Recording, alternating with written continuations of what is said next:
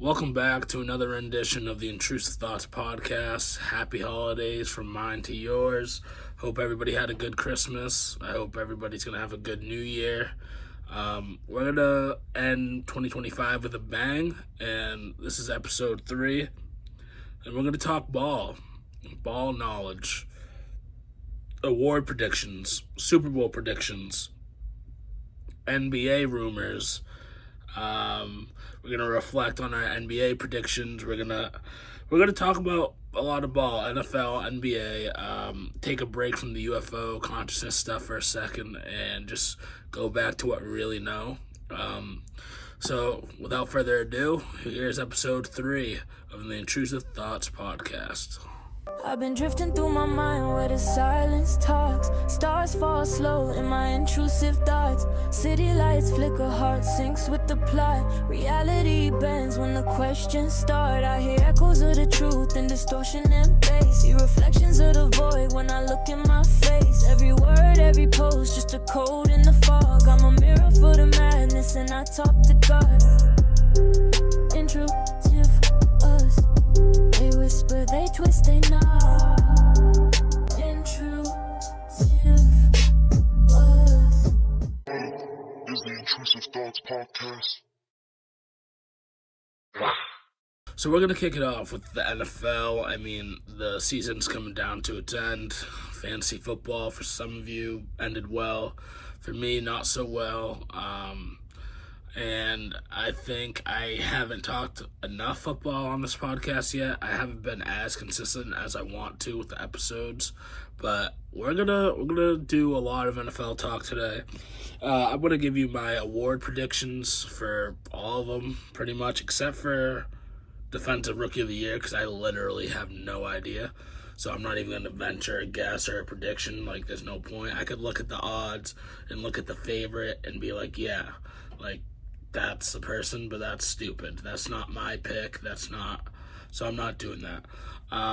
We're going to do a Super Bowl prediction. Now, in the beginning of the year, I had a prediction for who I thought was going to be in the Super Bowl.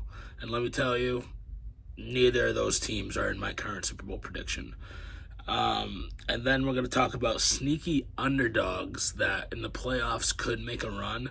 And honestly, these two teams could surprise you because I never thought I would put either of these teams, in my, chance to make a run category. So that's what we're going to talk about. So let's get started. Award predictions, a lot of them have been very, very easy not to predict, but a lot of them have been very easy to narrow down. So we're going to start from Coach of the Year and go backwards, because to me, that's the one I care about the least, talk about the least. But Coach of the Year, I got Liam Cohen, the coach of the Jacksonville Jaguars. I never in a million years thought that the Jaguars were going to have 12 wins and possibly win the division. Trevor Lawrence has been great. Their defense has been great. They lost their number 1 overall pick in Travis Hunter. Travis Etienne, speaking of Travis, has just been great. He was not good last year. Those who had him in fantasy know what I'm talking about. Brian Thomas hasn't even been good. He was great last year, but they've found a way to string together a lot of wins. A lot of wins against good competition too, and it is honestly one of the most surprising records or seasons of a team that I've seen in recent history. They were really bad last year, if I'm not mistaken. I don't know their exact record off the top of my head. But yeah, shout out to him. I don't even know him as a coach. I couldn't care any less. He's doing a phenomenal job. And he's my pick to win Coach of the Year. Earlier, when I had that little 4-minute episode that had, surprise teams, to be honest, that was a whole hour episode that got lost in the sauce. But I had Shane Steichen as my Coach of the Year because the Colts were rolling. Colts were absolutely rolling. They're not rolling anymore. They've come to a halt. So, Liam Cohen, Coach of the Year. Shout out to him, shout out to Jacksonville. Now, comeback play of the year is the easiest easiest thing of all time. I mean, it's Christian McCaffrey. I don't even have to say anything. It's like when I made my predictions and talked about Wemby being Defensive Player of the Year. Like, I don't have to say anything. This guy, if you took a chance on him in fantasy, you were most likely in the championship. And a lot of you probably won. I lost to him in the championship. So, Christian McCaffrey, he's just a dog. Love Christian. Defensive Player of the Year, we're going to do Myles Garrett. To be honest, kind of underwhelming towards the latter half of the season. I thought he was going to go crazy and absolutely demolish the sack record. But he still will probably get it next week. I thought he was going to be like near 30 sacks, but breaking any sort of record or nearing any sort of record, doesn't matter how bad your team is, like that's defensive. That's it. All eyes have been on him. The Browns have been kind of fun to watch with Shador. You got Miles. They still got Denzel Ward on the back end. They got Judkins, who suffered a gruesome injury, but he was great. Dare I say the Browns have something to look forward to, like for the first time since, I don't even know, Baker Mayfield, Johnny Manziel, like definitely not Trent Richardson, but Myles Garrett, one of the best defensive players of all time. Shout out to him for Defensive Player of the Year. Offensive Player of the Year, I mean, now, there's Puka, there's JSN, there's Bijan, there's Jonathan Taylor, but it has to be McCaffrey. It has to be McCaffrey. I don't know how many receptions he has, but it's got to be nearing 100. He's just been an absolute monster. He's been durable. As far as I'm concerned, he could be in the MVP conversation if it wasn't so quarterback heavy. Mac Jones, Brock Purdy, George Kittle, in and out. No Ayuk. They lose Debo. And look at them, dude. Look at them. They are absolutely thriving on the backs of Christian McCaffrey. He is one of the best all-around offensive players we've ever seen. And I think a lot of people never saw this coming. I mean, I know when he was a rookie and he came in, I drafted him in the first round in one of my fantasy leagues, and people thought I was absolutely insane. And it turned out to work pretty well for me. But I don't think anybody thought he would have this stellar of a career and have this much impact every single game in the NFL, on the NFL level. Again, can't say enough about Christian McCaffrey. Shout outs to him. He is phenomenal. Like I said, Defensive Rookie of the Year, I'm not even going to mention it. I know that linebacker on the Browns, which another thing to look forward to. I know he was the favorite last time I checked to win Defensive Rookie of the Year. Maybe he'll win it, but I'm just going to skip right over it. If he does, congratulations. Offensive Rookie of the Year. Now, this has gotten quite tight as of late. Tyler Shuck has been balling, man. And I can confidently say nobody saw this coming. Nobody. He wasn't even the starter. Spencer Rattler was the starter, which I still believe in. He's a decent quarterback. I'm not going to say he's great, but I do think he could start in this league. But Tyler Shuck has been slinging it, has been taking command of this offense. The Saints, I think they have 5 or 6 wins now. He is the co-favorite to win Offensive Rookie of the Year with who I think is going to win Offensive Rookie of the Year, and that's Ted McMillan, number 1 receiver. The Panthers are exceeding expectations. Bryce Young's number 1 target. He has 1,000 yards. I mean, he's doing it kind of quietly. I mean, I guess he's in Carolina, so that's why it's quiet, but he's had a phenomenal year. I think he should win it. I wouldn't be surprised if Shuck won it. But I'm going to go with McMillan just for the fact that Shuck didn't start the whole season. He kind of is just like been there the last half. I don't really know how you can give somebody an award because like you haven't seen a full 16, 17 games. But yeah, Ted McMillan's my Offensive Rookie of the Year. And shout out to another Tyler Warren, who I thought could have won Offensive Rookie of the Year if, the Colts just went down the drain. Daniel Jones got hurt. They brought in Phillip Rivers. It's been a mess. They had a really good season, so shout out the Colts. But, Offensive Rookie of the Year, Ted McMillan. And MVP, for all my friends, all my homies, Pats fans, I'm not one of them. I like the Pats. I've been to their Super Bowl parades. I live in the area. They're fun to see win. I mean, we've been spoiled with all the winning here. But Drake May, UNC, I love UNC anything. I don't know if it's their colors. I don't know if I just love UNC as a school. I wanted to go there after high school for a long time. But Drake May, MVP of the league in year 2, people almost wrote him off last year. I mean, people thought he was going to be Mac Jones again. But little did they know, he's Tom Brady again. Like, he is doing some incredible things. Stephon Diggs has been a blessing for them. Travion Henderson's come on as of late. The Pats are putting it together. Gotta just tip my hat to him. Drake May is definitely the MVP, especially Stafford just lost to the Falcons on Monday night. He's been kind of shaky the last month. Not shaky. He's had great performances, but he has some losses. He has some bad interceptions, some pick sixes. It's Drake May. MVP is Drake May. And I don't see any other way around it. The Pats are quite dangerous, so stay tuned to see what they can do, because I don't know. Is it first round exit? Is it Super Bowl win? It could be that or anywhere in between.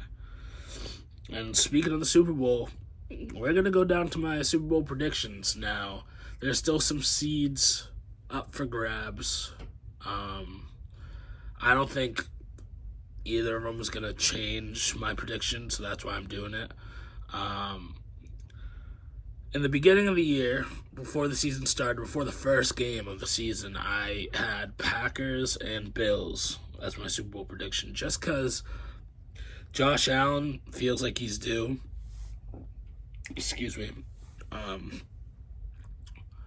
The Packers made a big swing from Micah Parsons.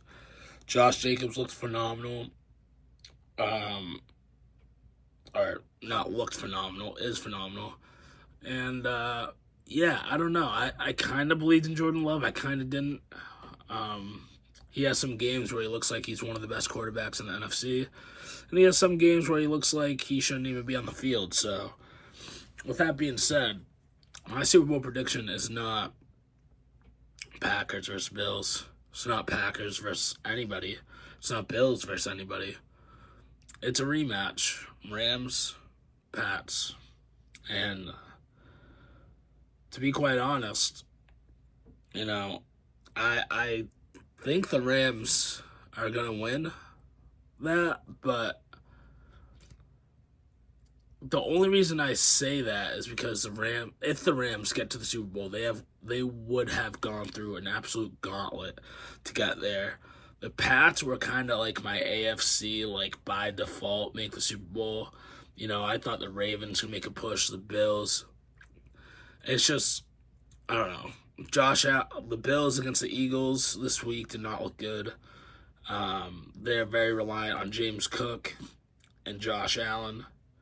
The Ravens are a mess if they make it, like Lamar and them have beef. I don't really know what's going on there. The other teams, AFC South, is it? Yeah.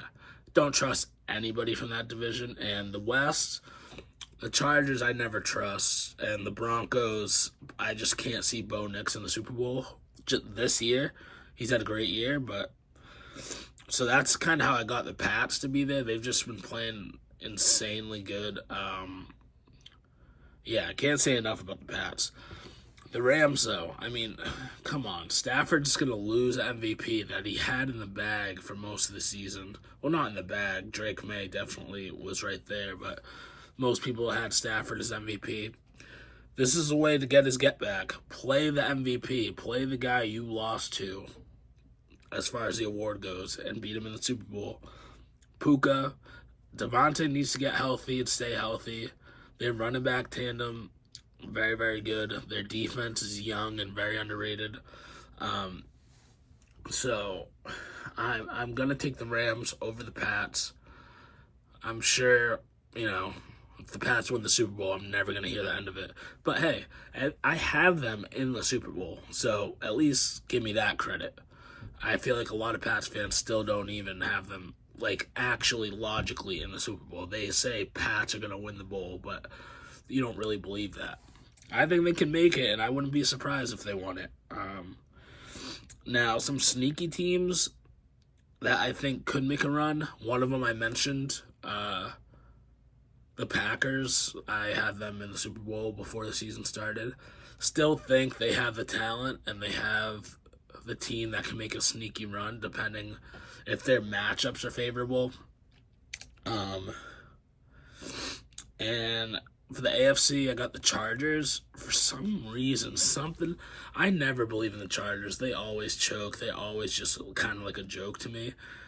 Something's a little different this year. I don't know what it is, but they have young weapons. They have, Hampton's coming back. I really like that offense. Harbaugh's a great coach, so just keep your eye out on the Chargers and the Packers. Wouldn't be surprised if either of them made a run to the championship game, or I'd be surprised if the Chargers made the Super Bowl, but I wouldn't be surprised if either of them really made the Super Bowl. I mean, the Packers would the games that they would have to win would be crazy, but yeah, that's my that's the NFL, man. I mean, fantasy football was such a shame. I had so many good teams, and especially my team that was in the championship just fumbled the bag. Had Derrick Henry go for 204 TDs. The rest of the team shit the bed. I mean, what can you do? What can you do? Hurts with 11, Puka with 15. I started Taysom Hill. Some fantasy football managers get too cute and think they're too smart. And I'm usually the one that will never think that he's that smart. But this time I did. I thought I was smart. I started him over Ramondre Stevenson. Stevenson gets 27, Taysom Hill gets 0. We learn our lessons, we move on. I didn't make the playoffs in my other 3 leagues, which I think that's the first time that's happened in my fantasy football career, that I didn't at least make half of my league's playoffs. Anyways, to you guys that won the championship, congratulations.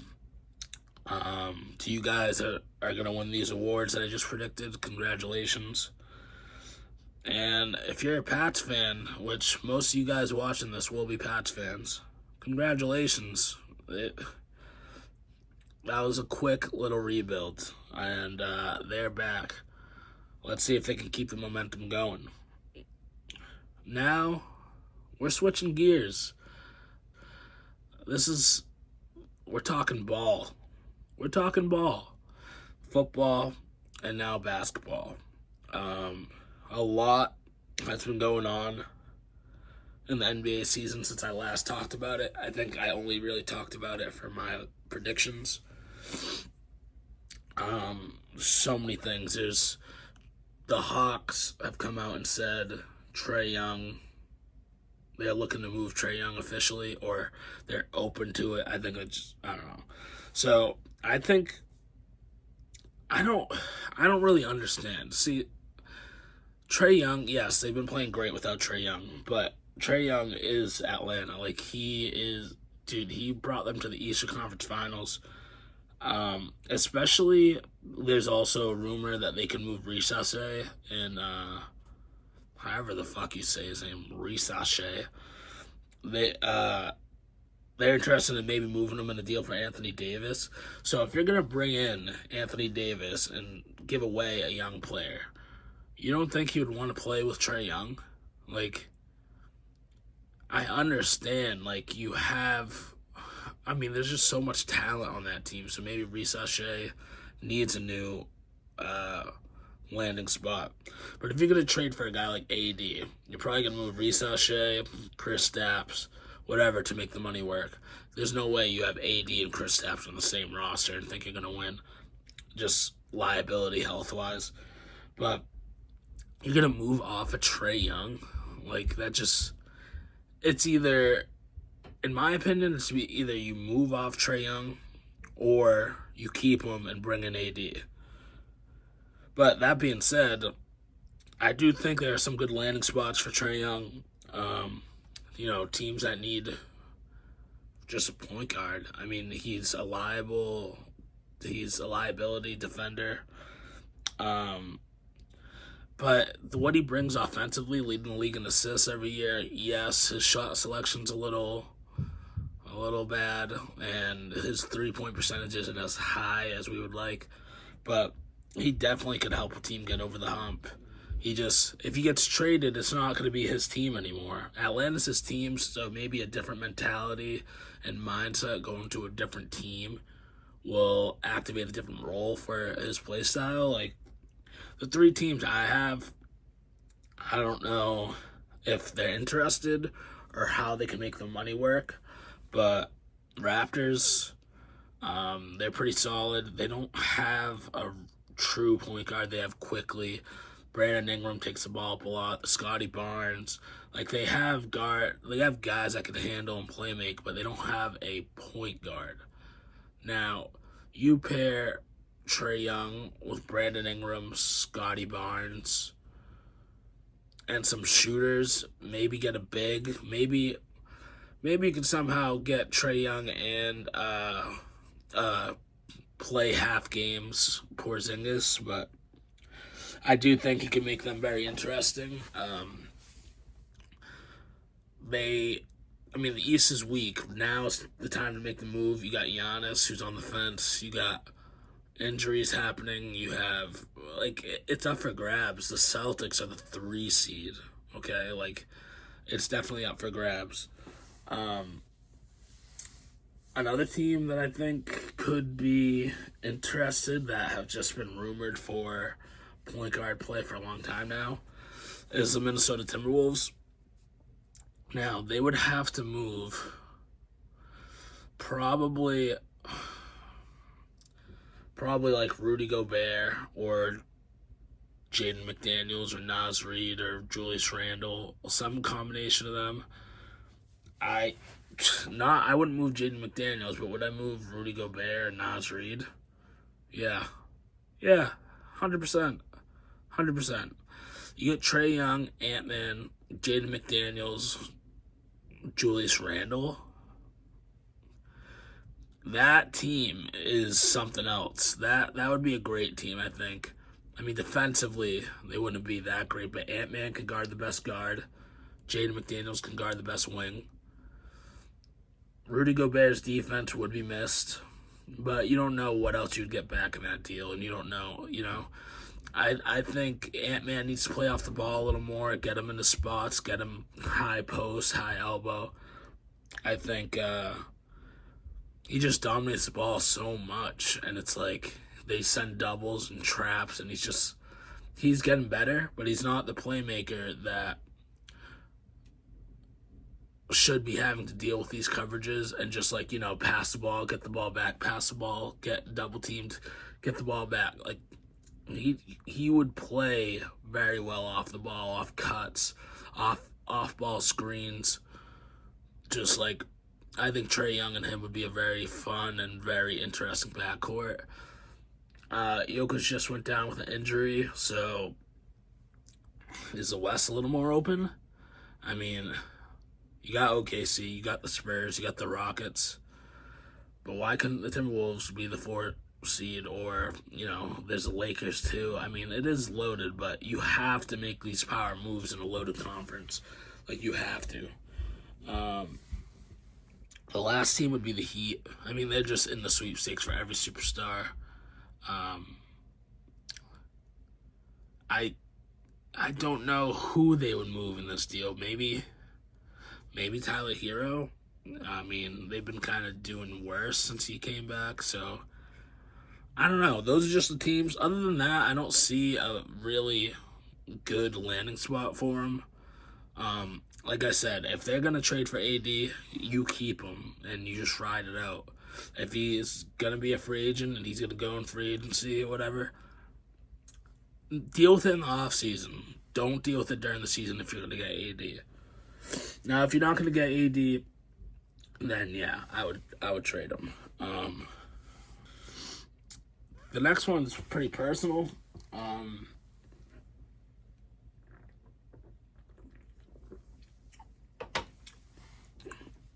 A lot of people, a lot of media,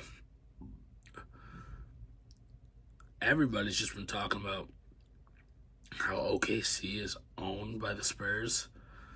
Now, yes, 3 losses to them in the span of a few weeks is not a good look. But it's still the reigning champs, still the number 1 seed in the West. And Wembanyama still can't stay healthy. So, is it a cause for concern? I would say it's a little concerning, but the playoffs, if OKC matches up with the Spurs in the playoffs, do I think they're going to get swept or lose in even 5 or 6? No. Now, do I think the mentality and the mindset of the Spurs versus... Now, I think OKC, we're a very mentally strong team, but do I think the Spurs' confidence and the Spurs' mentality has been affected? Absolutely. And that could be the difference maker in a series, but I still think in a playoff series, OKC is going to be heavily favored. If the Spurs make it that far, if the Thunder make it that far, all health considered and everything. But no, OKC is not owned by the Spurs. They had 2 losses, and then they lost 3 games to the Spurs. So, more than half of their losses are to the Spurs. They still only have 5 losses. Let's not get it twisted. This is still the best team in basketball, so put that in your pocket, save it for later. I would love a Western Conference Finals featuring these teams, but we'll see if that happens. I know the NBA would love that too. Man, this segment right here is gonna be like a little apology to the Jaylen Brown stans, to Celtics fans. I'm sorry. Is he owed an apology? Kinda from me. I mean, he's averaging 36 and 5 on 50% shooting. 36 and 5 on 50% shooting. When I looked that up and saw that, I was like, not only that, but the Celtics are the 3rd seed in the Eastern Conference. Now, that's due to more than just his play, but that's incredible, dude. That's like Michael Jordan's stat line. Not saying he's Jordan, so let's stop that. But I don't know what to say. I still hate the way he plays, but at least with this roster, he has to play it the way that he normally plays, with his tunnel vision. And he averages 5 assists, like I said, but it's still a lot of turnovers. He dominates the ball like crazy. It's just, I don't know how it's working so well. I really don't. He's averaging a career high 3.7 turnovers a game. That's at least, I'm pretty sure that's at least 1.5 more turnovers than he's averaged before. It's not a coincidence. Like I said, he dominates the ball. But I think, he's still not a plus playmaker. I think his defense is still overstated. But that being said, he's proved me wrong, and he's got the Celtics 19-12, 3rd seed in the East. Definite all-star. He has an argument for All-NBA first team. I still don't think he could be a number one option. I mean, he is right now, don't get me wrong, but a lot of role players are playing phenomenal basketball. I think hats off to Joe Mazzulla, figuring out his rotations. Like I said before the year, he was my dark horse for Coach of the Year, and I think he's definitely up there if they keep this going. Jaylen Brown's still one of the best number twos in the league, if not the best. So, I just want to apologize because, I've been a hater of him. I used to like him when he first came in the league. He was humble. Then he got confidence, and then he got cocky, and then he started taking a million shots, and then he stopped passing the ball, and then he kind of stopped playing defense. But this year, he saw he knew Tatum would be out. He knew this would be his moment to show everybody that he's worth the money he got paid, and he's showing out. So, respect to JB, and let's hope the Celtics can continue it, and maybe Tatum can come back, and they can make a push, because, like I said, it's the East. It's wide open. And speaking of the East, last thing I'll say about the East is Giannis is pissing me the fuck off. I'm sick and tired of it. Just either stay with the team that you've been with your entire career or request a trade. It's that simple.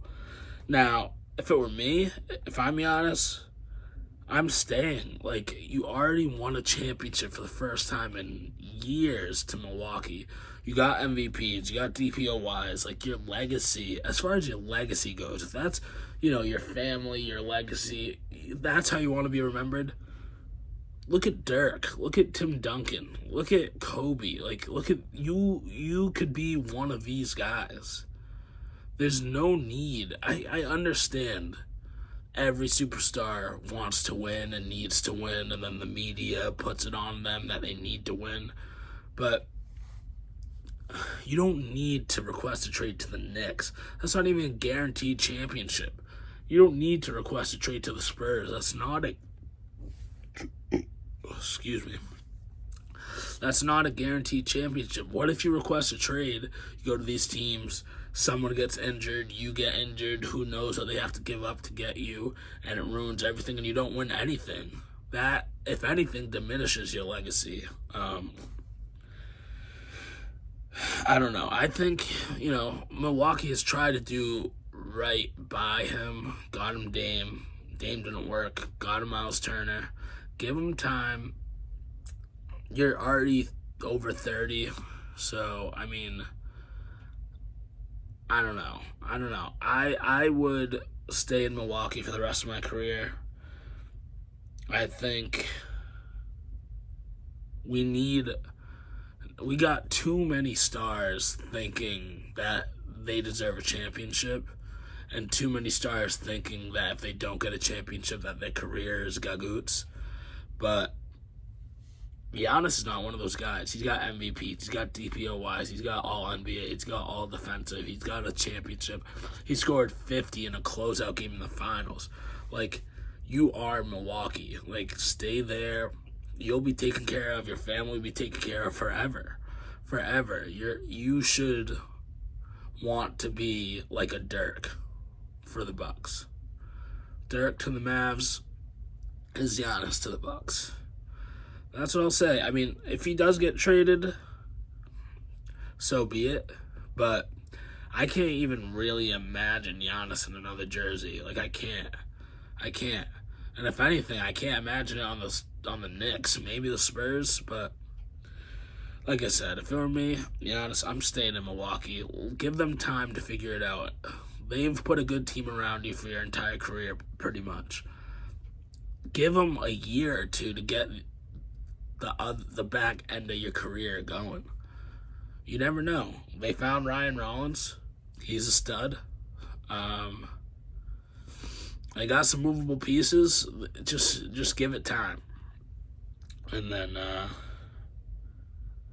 yeah.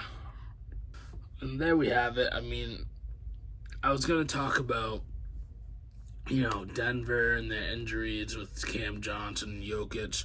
We don't exactly know the severity of Jokic's injury, but listen, as long as he's healthy by playoffs, I don't think it changes anything for me.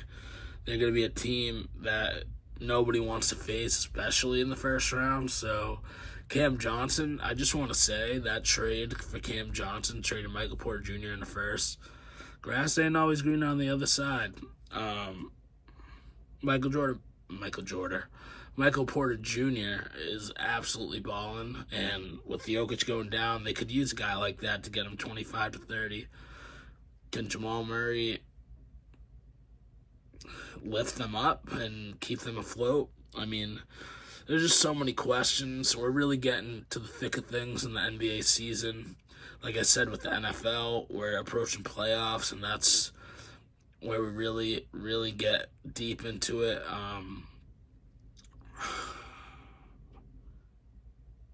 Yeah, I mean, thank you guys for watching. I hope 2026 brings more consistency, just more great episodes, man. I'm trying to upgrade little by little. I've been in the middle of this like card phase where I'm just like, all my extra money I'm using on cards when I could be using it to upgrade the podcast. I'm thinking about doing some card opening videos, but I don't know exactly. It's not like it's going to be an episode of the podcast. It might just be a special. I do, excuse me, I do have some ideas for some upcoming episodes kind of laid out in my brain. I wanted to do episodes on some certain figures that I didn't touch on in the UFO community that really, really, really interests me, but I got to do a lot of research and a lot of deep diving for that. We're going to keep talking hoops until the trade deadline, and then probably wait until the playoffs. I don't know if we're going to be talking NFL until maybe the championship games or the Super Bowl.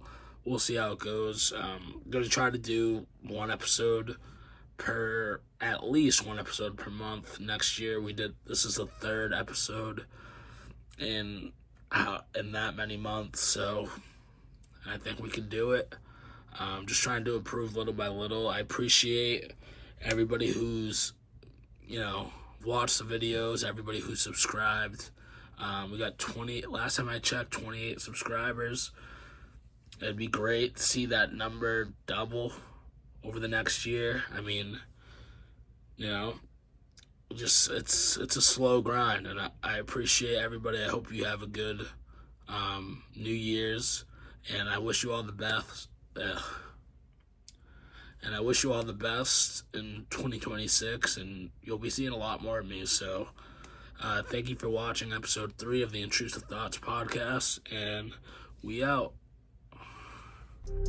Intrusive